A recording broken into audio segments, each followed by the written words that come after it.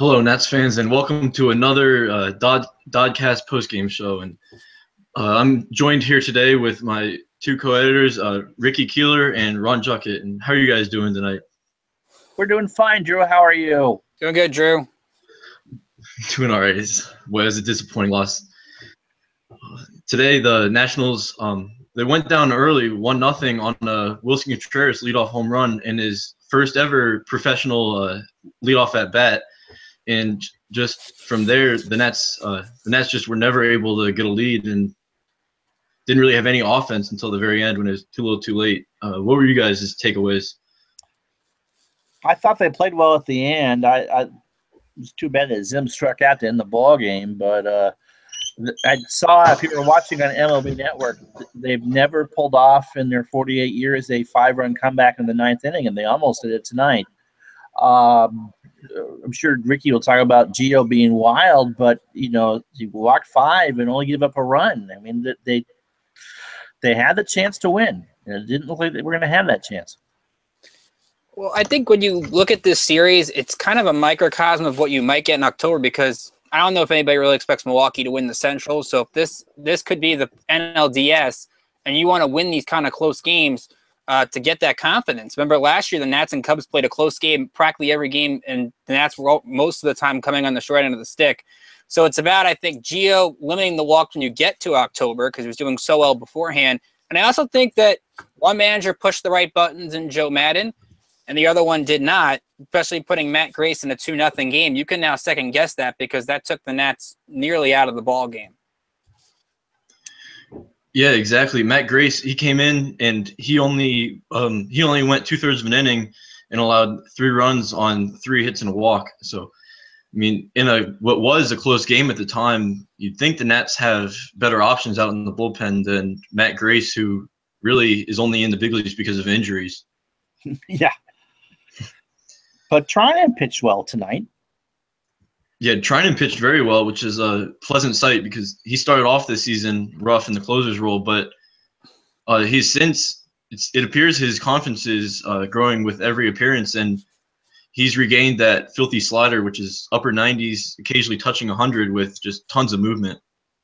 And the one thing you like about Trinan, especially compared to April, he's not letting the little things unfaze him in the setup spot compared to the closer, because even when he forgets how many outs there were in the 7th inning to not get the double play, or even when Murphy makes the mistake, I know he did give up the lead earlier after that, but it just doesn't seem to bother him as much in the 7th and 8th as it did as the closer. He seems to be pitching a bit quicker too with runners on base. Not that he's ever going to be Speedy Gonzalez out there, but he's not doing the 45, 50 seconds between pitches. So I think that just says his confidence is better. Yeah, absolutely. Tonight he went an inning and a third, allowed 3 hits and 1 run, but I don't really think that 1 run was on him. Like you said, Murphy made the questionable play at second base, and then Javi Baez stole third, and the squeeze brought in the run. So he did allow the run, but he overall on the night he pitched very well, I thought. Yeah. All right, so we'll go through the totals a little bit here. Gio Gonzalez got the start. He went 6 innings, only allowed 2 hits and 1 run on the Contreras leadoff homer. He struck out 8, and as Ricky mentioned, he walked 5. So he allowed quite a bit of base runners, but he always managed to work himself out of the jam. MLB Network had a graphic up at one point tonight that in runners in scoring position, the opponents were hitting just 103 off him. Normally, when you're that wild, it's going to come back to bite you. But tonight, he worked out of each and every jam, just a solo homer in the first. Yeah, I thought he pitched very well. The walks, it's never good to see, but just the fact that he was able to stay relaxed and work his way out of the jam was definitely showed his maturity and just how he carries himself out there on the mound. The most telling AB you have to think was falling behind 3-0 on Chris Bryant and then working back to getting that strikeout. I don't think Gio does that last year or the year prior. They brought up the point tonight, if you watched on MLB Network, that just some serious maturity with Gio. He's expecting a second child. He's kind of mellowed a little bit, and maybe that and the fact that he knows he can pitch himself out of jams, and his confidence is just probably the best it's been since his 21 year 5 years ago. And the vesting option on the contract, I think maybe plays a factor with the amount of innings that he has as well. I think he's probably got that chip on his shoulder to try to get another contract. Yeah, absolutely. I was a little bit surprised coming in this year that he entered the year still with the Nationals, but he's pitched great, and he's been one of their 3 reliable starting pitchers, and he's possibly looking at a trip to Miami for the All-Star game this year. Yeah, you would have gotten pretty good odds of that not happening in Vegas back in March. Yeah, absolutely. And then a couple notable Nationals position players at the plate. Bryce Harper went 3 for 5 tonight, including the single in the 9th inning to extend the inning to Ryan Zimmerman, who couldn't get the job done. And Zimmerman, boy, he's really struggled against the Cubs. Remember last year in that series where Harper walked 13 times in 4 games, Zimmerman went 2 for 19 behind him, and tonight he went 0 for 5 with 2 strikeouts and 5 men left on base. Ouch. 4 for his last 37 since that series, since last year. I think it's like about 13, 14 strikeouts. So you have to wonder, with Harper being 3 for 5, whether or not you see Joe Madden tomorrow walk Harper more often with Arrieta and take his chances. So we'll see if Baker, I don't think Dusty's one of those guys that makes lineup changes, but I wonder if 1 or 2 more games this goes back to what happened last year and that Murphy goes back into the 4-hole. This is a huge series for Ryan Zimmerman. He has to come through because I'm sure he's got that in the back of his head. Yeah, he's been one of the best hitters in the whole league this year, and he's an early candidate to be National League MVP, but just something about the Cubs, he just can't get the job done for whatever reason. Yeah, in that last at-bat, he just watched strike 1 that was a T-ball pitch, but it should have been hammered. And it, settled in for strike 1, and that's just, start that last at-bat out on a wrong note. Yeah, that first strike that he watched, that was easily the best pitch he saw all that bat. Absolutely. So, that was a mistake to let that one. I don't have the chat open. I'm sure people are talking to you, though. Yeah, let's take a look at the chat. Seth Ross said close, oh so close, and boy, it really was. That was a great comeback at the end. Although it was good to see them at least put up a little fight at the end. I didn't expect when that inning started that we would actually have a ball game. Figured 5-0 would be, if they avoided the shutout, that would be great. But the chance to win, Seth, that's what you want, and you're not going to lose those every time. And that's what this team does. I mean, you look at even yesterday, if Bob Henley doesn't send Brian Goodwin, they were on their way to coming back from a 6-0 deficit. Yes. So this team just doesn't say die, and that's a good factor. The question's going to be, they're 11-10 in 1-run games. That I know that's a little bit of luck, but they have to find a way to win these close games if and when they get to October, because that's going to be what decides things. Yeah, absolutely. And then a couple other things from the chat right now. It's been pretty active. Chris Salisi, he said, imagine if Grace hadn't given up all those runs in the 8th. And yeah, I believe it was 2-0 going into when Grace came in, and then he allowed 3 runs, and that ended up being the turning point in the game, really, with the Nationals in the 9th. Yeah, again, and that's a case of if you were going to use Albers, why wouldn't you have used him to start the inning? Mm-hmm. Or why not? Or you could go to Jacob Turner even in that situation. I don't know if Dusty was playing the matchup, but if he's going to play the matchups, I guess he pinch hit Lynn for Romero, so he couldn't go back to any again. But why not go to Oliver Perez, who just doesn't seem to get much work, but has been one of their better relievers this year? Pitched well yesterday, too. Yeah, okay, so he pitched yesterday, so maybe that's why he didn't go to him. But there's other options. Matt Grace is a guy you bring in like the 6th inning when you're down a few runs just to get some work in. At 2-0, you still have a shot in the ball game, especially with Murphy, Rendon, and Wieters coming up. Right. You've got to keep it 2-0. I know Dusty's one of those guys that's going to try to stay in every game as much as he can. So for some reason, he manages these games differently, and he did last year with Dave Roberts, even though Roberts, I think, played the cards right. But One thing you want to look out for tomorrow, Madden burned almost every reliever in his bullpen tonight after pulling Eddie Butler for 5 innings. So maybe it's one of those cases where you lose the battle, but you win the war because of it. Yeah, I would agree with that. Yeah, that's definitely a good point. And Jake Arrieta's on the mound, like you said. He has not had a normal Jake Arrieta year this year. So if he has to leave early, the Cubs bullpen is definitely not going to be in good shape for tomorrow and the rest of the series moving forward. All right, No, go ahead. I was just going to say one national that really stood out to me tonight was Matt Wieters. He went 2 for 4 with a run scored and RBI. And this month, after a great April, he's really slowed down quite a bit. In June so far, coming into tonight, he was only hitting 206, I believe. So it was good to see him have a good night, both offensively and defensively. Yeah, he hits a lot better at home than he does on the road.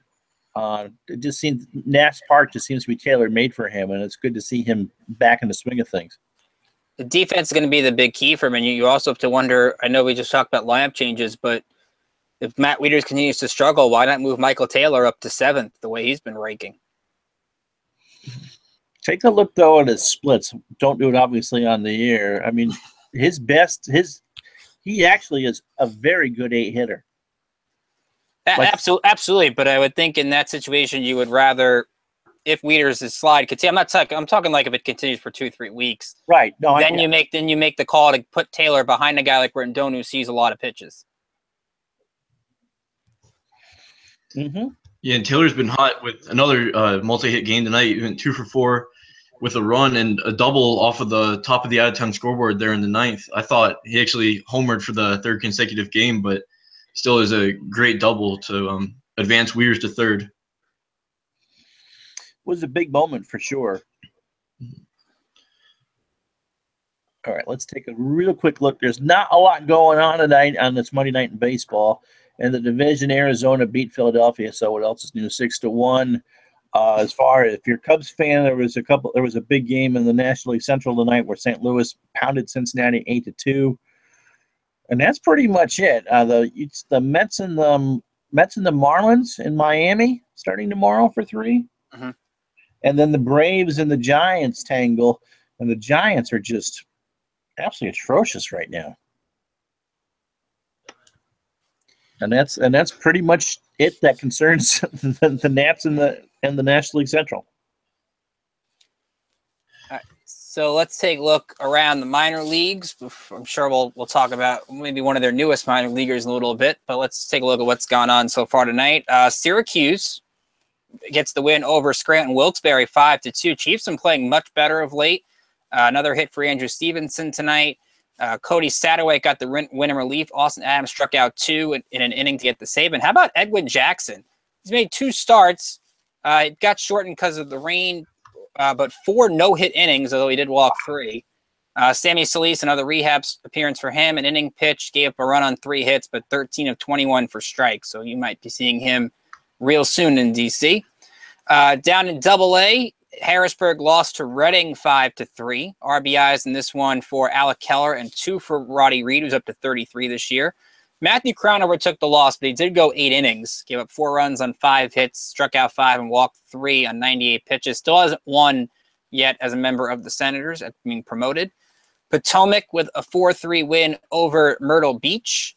A 2-run shot for David Masters in the 8th, his 4th of the season. Win goes to Nolan Sanborn, who was dominant. 7 innings, 6 hits, 9 strikeouts, and 1 walk. Gilberto Mendez got his 9th save of the year. In Delmarva, Hagerstown picking up a 1-0 win. So the Suns getting some good pitching out of the All-Star break. Carlos Pena, 7 shutout innings. Suns get their lone run in the top of the 7th, not even an RBIs. Daniel Johnson with 2 hits. He's up to 304 on the year. And Pena 6 Ks in those 7 innings to get the win. Auburn lost to Williamsport 4-3. Williamsport got all 4 runs in the top of the 6th inning. But Auburn got a home run from Randy Encarnacion, who drove in 2. Brandon Maggetto drove in the run. And Gilberto Chu took the loss in relief. GCL Nats start tomorrow, by the way, so you get a lot of the draft picks are there. And the big one everybody will be looking forward to, Jesus Luzardo, who is rehabbing from Tommy John, is on the roster, not on the DL. So I'm sure we'll see what Luzardo's about as he gets his first taste of pro ball. Yeah, and back to the chat, Chris Lacey asked a few questions about what you mentioned with the Nationals' newest minor leaguer, Francisco Rodriguez. He wants to know how soon until we see Francisco Rodriguez in the Nats bullpen, and will Francisco Rodriguez be the only reliever that the Nationals acquire as the trade deadline approaches? Boy, I'd be stunned if he was the only one. I mean, you're basically throwing your season or trying to pretend you can pass along on a season on a reliever cut by the Detroit Tigers, which tells you a lot right there, and an ERA of close to 8. I mean, he should fit right in with the back of that pen. Yeah. Yeah, I absolutely agree. Oh, go ahead, Drew. I think that I think if he's able to pitch close to what he has in the past, then they still need at least one more impact reliever. But if he continues what he's done this year, I think they need to make a few trades, or maybe just acquire 2 relievers in one trade, but somehow acquire 2 impact back of the bullpen relievers. I don't even know if he's got anything left anymore, and I guess that's what we'll find out if and when he gets the minor league deal. If we know what the deal's done, but we don't know what the deal is. So I'm guessing he'll go to Syracuse for a little bit. I read today the Nats like his home run rate, a strikeout rate, which was kind of surprising. He only has 23 strikeouts in 25 innings with the Tigers. So it's not like he's not striking hitters out anymore. He's given up as many home runs as Sean Kelly. We all know the incident with the family room at Citi Field that he once had. And so everybody remembers Jonathan Powell, but I don't get this move at all. I was very frustrated by this move today. I wrote about it today, and Ron wrote about it last week with the money issue. If this is because of the money issue, Mike Rizzo needs to do a better job of convincing ownership that this team's good enough to win. He cannot be the only move, and if it is the only move, then this fan base has every right to be upset about it. If they decide that they have to go over, remember, it's only a 20% penalty. So if they go $5 million over, it's only an extra $1 million. So a $200 million payroll only costs $201 million. I mean, they can afford that. I mean, this is, if this is their move, this is absolutely ridiculous. The only thing that's interesting is Ken Rosenthal talks about it all the time. Every move has to be approved by ownership. So if ownership, but going back to the Bob Nightingale thing, wouldn't even approve Drew Ward and Jesus Luzardo for David Robertson in the offseason, there shouldn't be much confidence right now. Maybe we'll see what changes in a month that they're going to approve anything else. So you look at it, bringing in these past closers. Joe Nathan didn't work out because it wasn't a spot for him. And now exactly when, Solis, when he comes back, is probably taking Grace's spot. So throw this out there. Whose spot, if K-Rod is ready to come up, would he take if there's no injury? Oh, I think you have to DFA Blanton at this point. Then you're eating more money with Joe Blanton, like we've talked about. So they're kind of stuck in. I just don't see where this fit or the rush to get this thing done. I mean, K-Rod was only off the street for 2 days. Yeah, I think the Nats are getting a little bit desperate, and they're hoping they could find lightning in a bottle with K-Rod by paying him the league minimum, but it doesn't make a whole lot of sense to me either. Yeah, I just don't see where this is a good move at all. Yeah, Judo Joker mentioned in chat that he likes the Pat Neshek possibility that I recently wrote about, but he doesn't know if they can afford it now. I think the Phillies will make you pay through the nose for Neshek, and that's the only thing that I have any hesitancy over after they gave up Nick Pivetta, who's in their major league rotation now, for Papelbon. I think the Phillies will ask Neshek and AJ Ramos might be the 2 best things the Nats could do, and they're both in their division, and the Nats will have to pay extra compared to other teams. That's why I kind of don't see those moves happening right now. They have no leverage. The Nationals have no leverage. Whoever they try to get for is going to cost heavily in prospects, and so you need to find someone who's got enough team control to make it worth their while. Because, I mean, every desperate move and every game the bullpen doesn't pitch well, and the price just goes up and up and up. I mean, this should have been taken care of in March. And if you have the only sellers right now in the American League would be Oakland, Detroit, and Chicago, you're looking at your 3 options right now being Madsen, Robertson, and Justin Wilson. Yeah, well, I really like Tommy Kahnle and Anthony Swarzak with the White Sox. And the Nats and White Sox have already made one trade, the Eaton trade, and we're discussing a Robertson trade. So the parameters have already been set with the two teams. So I think maybe that's a possibility, but you really don't know with this team. Well, you hope that the White Sox take the Nats out to dinner again before the next trade. The arm to me has to be, you hate to say what it has to be. It has to be a right-handed arm. They do, outside of maybe Trinan, because Albers is starting to wear off a little bit, they do not have a reliable right-handed arm you can trust. I think you can sort of be a little bit confident with the way Romero's pitched lately with Perez, and when Solis comes back, you know Solis can get lefties and righties, but they need a reliable right-handed arm to shore up that pen because they don't have it. Right. Right, because Romero just doesn't know where the ball's going once it leaves his hand. I mean, you know it's coming out at 99. Whether it goes to a 99 steakhouse or into the catcher's mitt is beyond anyone's knowledge.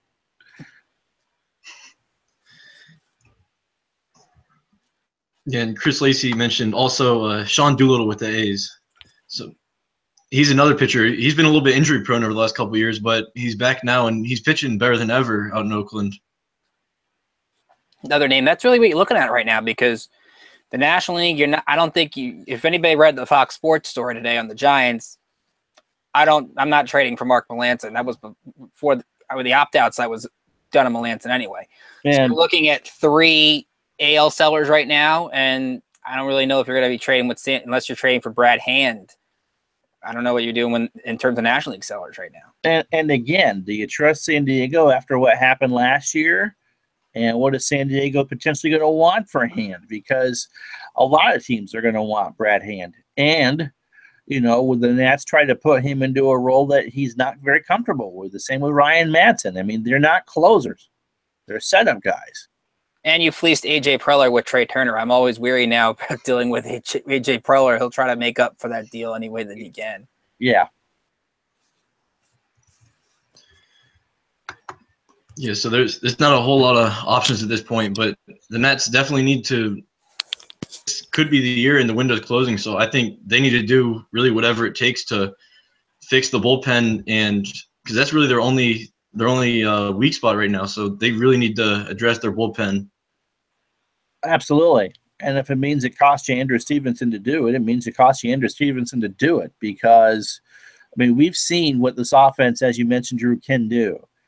And you get down to a 4-starter in a playoff game, you know, I can't imagine that Tanner Roark is going to continue to pitch like his quote-unquote, in his words, crap every time out there.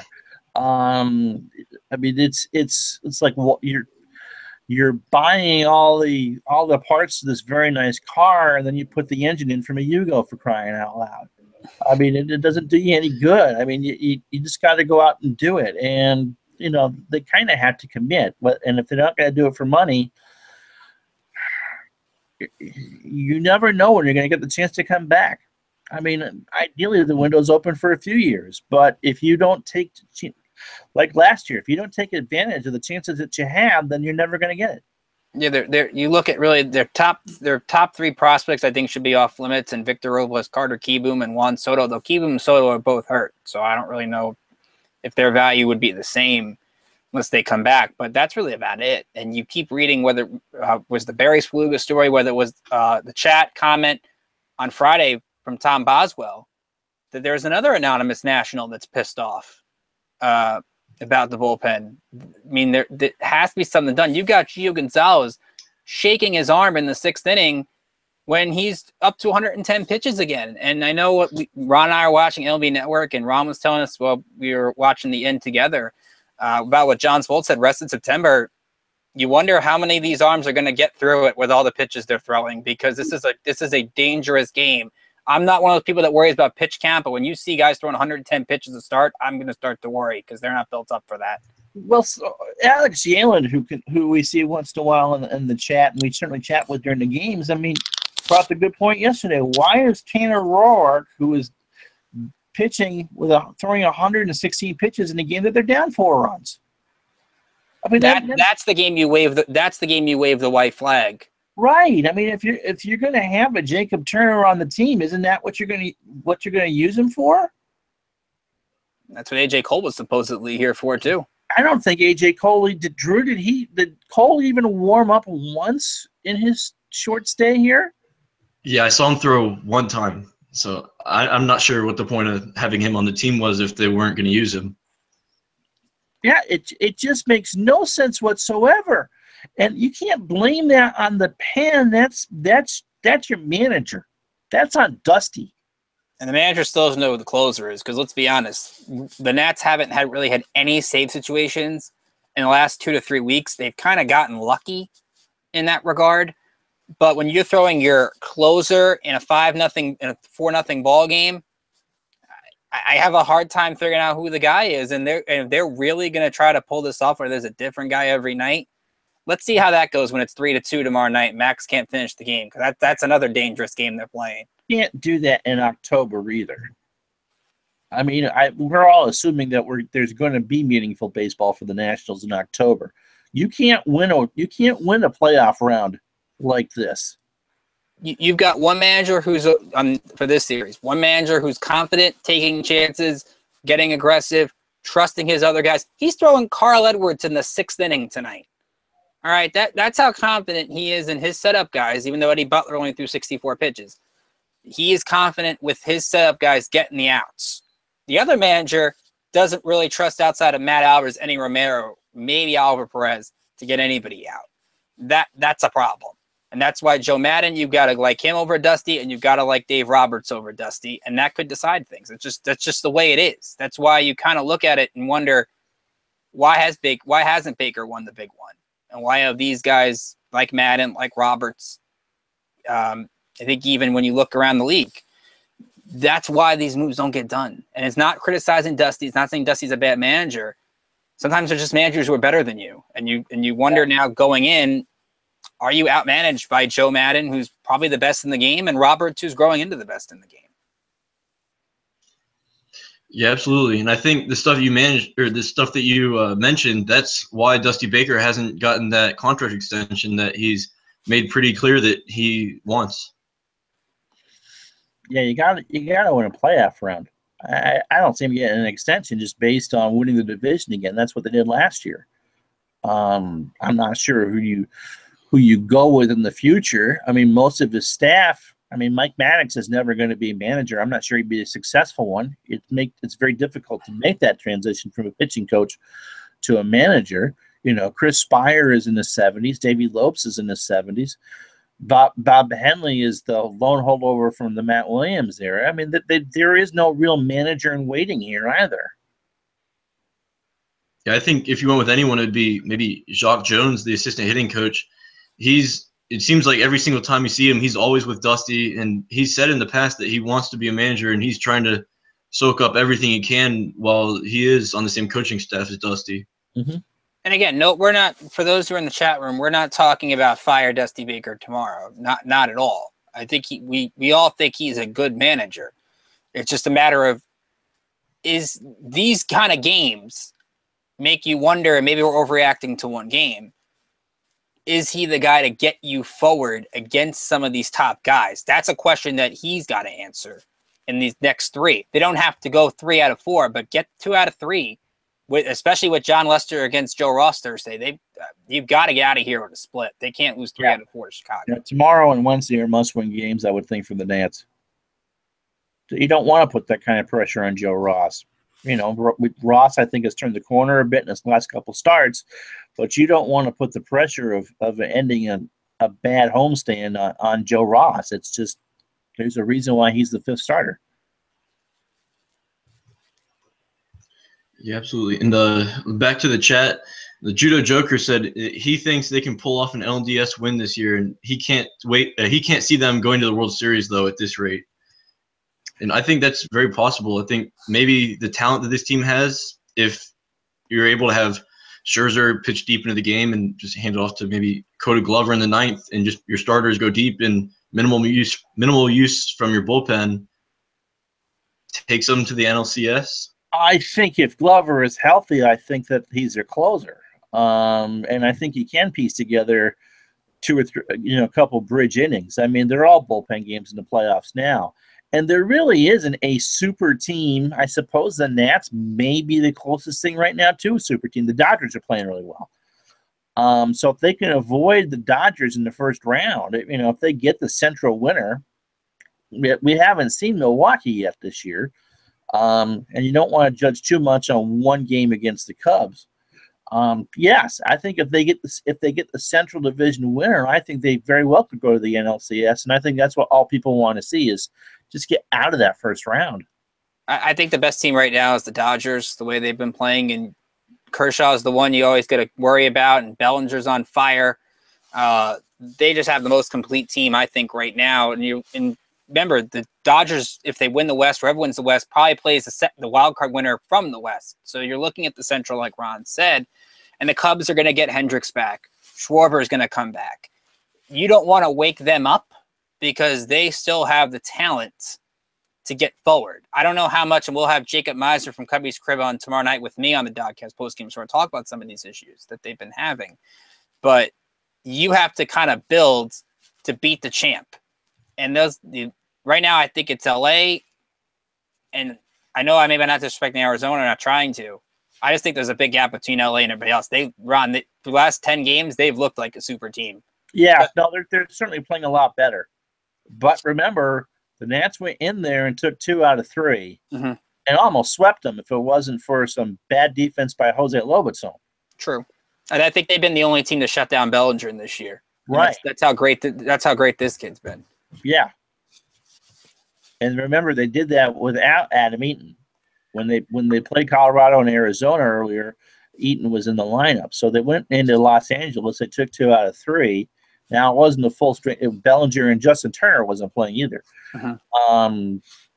But, yes, they went in and did their job.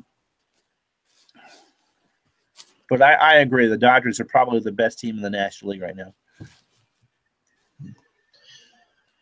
All right, so we'll take a look at what went up on the site today. We had I wrote a 5 to watch piece in this Cubs National Series. Brian Foley, our newest writer, he wrote a piece on Anthony Rendon. We're seeing Anthony Rendon in his peak right now. And then Ricky had 2 pieces go up: a midseason update on the Single-A Potomac Nationals, and a piece on the newest edition, Francisco Rodriguez.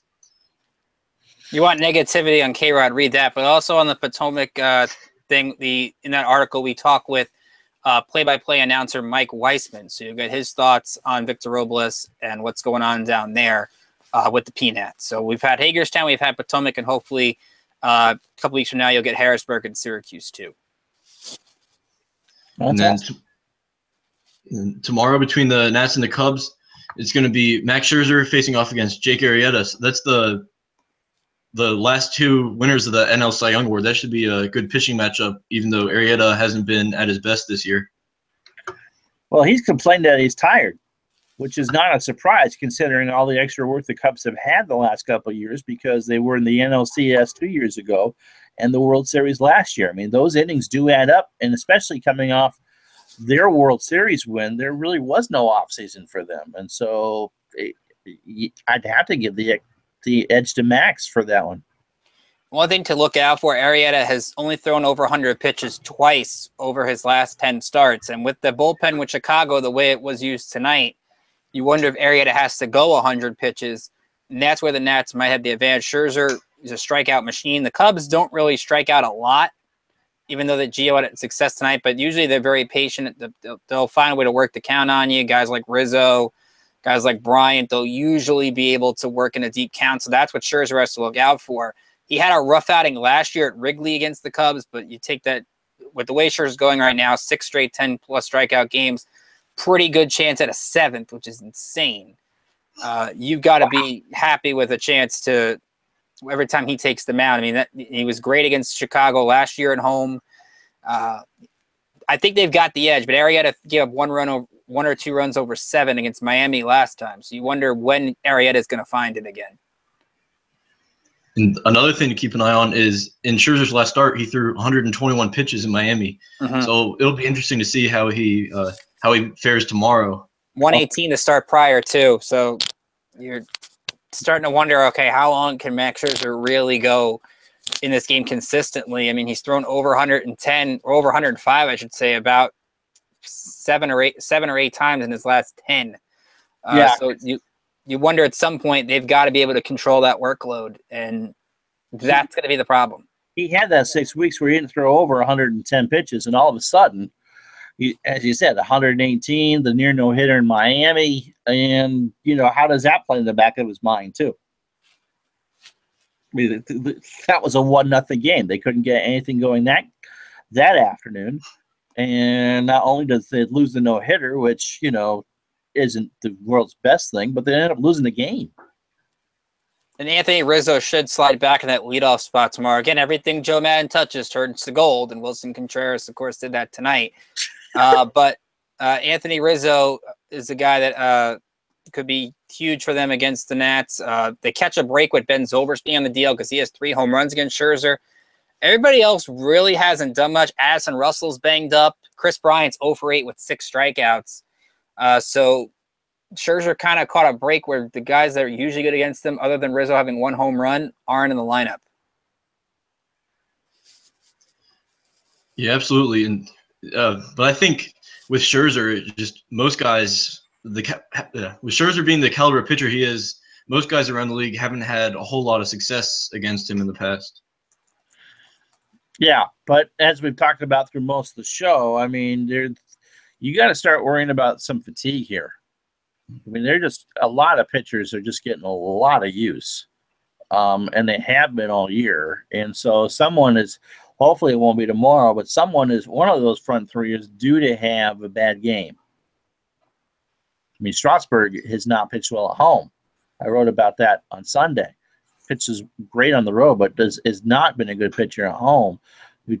At some point, it's going to catch up to the other 2 as well. Yeah, that's definitely something to keep an eye on moving forward in the season. And again, we also have Jacob Meisner from Cubby's Crib on tomorrow night. We are 2-0 in guest site DodCast. We're hoping we make it 3-0, but then the guest might not come back. But Jacob will be here. He's a good friend of mine, great friend of the site. So we'll have some fun. We'll talk about Schwarber. We'll talk about what the Cubs might do at the deadline, and we'll, of course, break down the game. So that's the DodCast you want to miss. So Nat fans and Cubs fans, come free to join the chat, and we'll have some fun tomorrow night after the game. So this was our 102nd DodCast, and we've done one for every game except for the first game of the doubleheader against the Phillies. And so Ricky went through and recorded the records of who hosts the show and who tweets the games and how the teams how the team is done. There. English is a wonderful language. I should learn it someday. So go ahead. All right. So this comes to one of our chat people. If you're here, you know who you are. Asked us, okay, who does the games better? We can't decide that. So we threw up the records on the board here. Again, they're not even because Ron does more games than me. Just the way it happens. Drew's 2-2, but we don't have enough. You know how when you don't qualify for the batting title? Drew doesn't qualify for the batting title yet. But counting tonight, Ron right now is at 26-18, and I'm at 21-13. So I have a slight lead in this percentage points, but Ron's got the bigger sample size. We won't track this every day. Maybe we'll track it every week or so. But I felt like that was a cool project. So you keep an eye on if whoever's doing it. Maybe you figure out who wins or loses that night. Who knows? That and 275 gets you a coffee at Starbucks.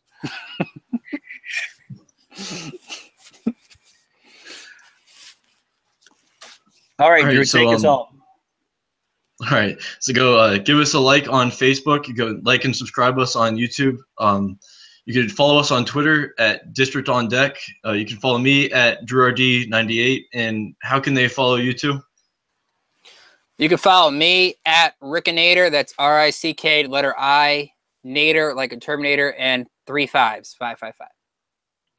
Ron Juckett, Juckett. All right, well, I'm Drew Douglas, and from Ricky, Ron, Chris, Brian, and Frank, I'm Drew Douglas, and have a great night, Nats fans.